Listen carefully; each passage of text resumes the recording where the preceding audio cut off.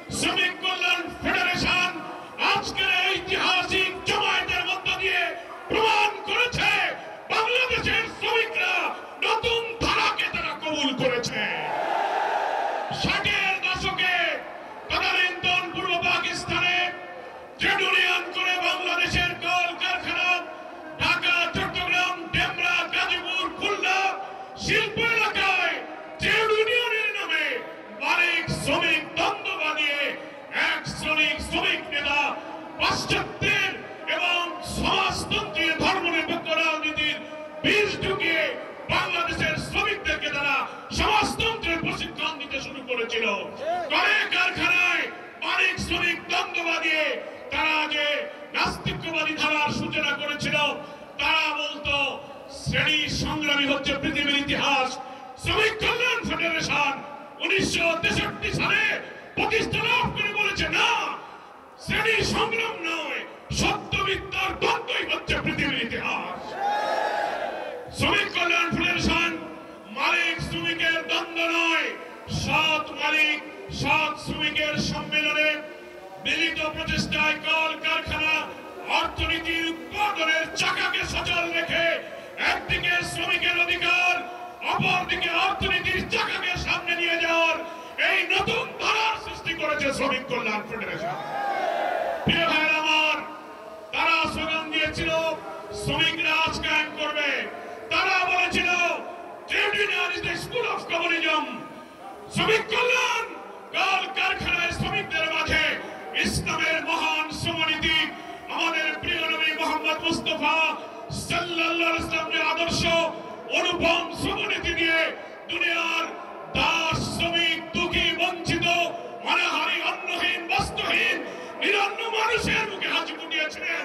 শ্রমিক কল্যাণ সেই শ্রমনীতির দাওয়াত দিয়েছে।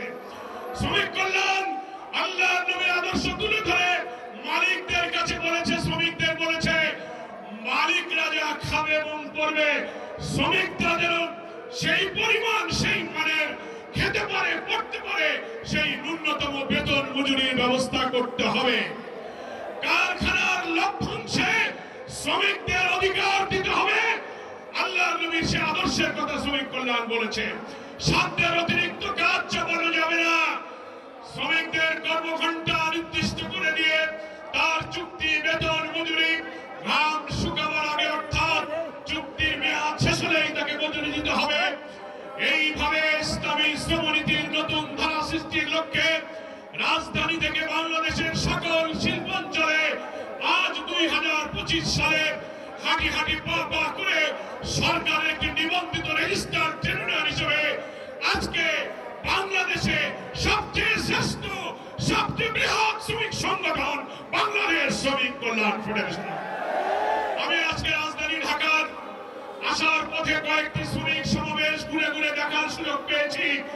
আমি আপনাদের কাছে বলছি, শ্রমিক কল্যাণ ফেডারেশনের এই সমাবেশ, এই শ্রমিক জমায়েত বাংলাদেশের সর্ববৃহৎ শ্রমিক সমাবেশ। এই সমাবেশ প্রমাণ করে নাস্তিক্যবাদী সমাজতন্ত্রী মালিক শ্রমিকদের দ্বন্দ্ব বাঁধিয়ে সমাজতন্ত্রের শিক্ষা দিয়ে দেশকে ভোগবাদী, বস্তুবাদী অর্থনীতির চাকাকে ধ্বংস করে দেওয়ার রাজনীতি পাল্টে দিয়ে অর্থনীতির অগ্রগতি, শ্রমিকের জীবনমান উন্নয়নের রাজনীতির যে ধারা শ্রমিক কল্যাণ সৃষ্টি করেছে, বাংলাদেশের শ্রমিক মালিকরা সেই ধারাকেই আজকে কবুল করেছে, আলহামদুলিল্লাহ। আমি মালিক শ্রেণীকে বলবো, শ্রমিকরা আপনার ভাই। শ্রমিকদের বলবো, মালিকও আপনার ভাই। মালিকদেরকে কাজ না করে যেমন শ্রমিক ঠকাবে না, তেমনি মালিকরা শ্রমিকদের ন্যায্য পাওনা থেকে যেন বঞ্চিত না করে।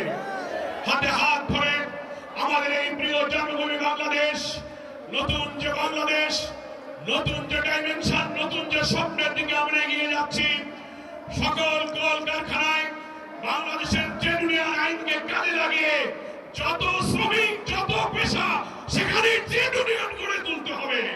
পরিবহন, গার্মেন্টস, সমস্ত শিল্প সেক্টরে পাটকল, সুতাকল, চিনিকল, পেপার মিল, বন্দর, রেল, সমস্ত পেশা ইউনিয়ন করার মধ্য দিয়ে আজ হাজার বাধা বিপত্তির মধ্য দিয়ে শ্রমিক কল্যাণ ফেডারেশন একটি শ্রেষ্ঠ ফেডারেশনে রূপান্তরিত হয়েছে। আমি শ্রমিক কল্যাণ ফেডারেশনকে সেজন্য মোবারকবাদ জানাই, ধন্যবাদ জানাই।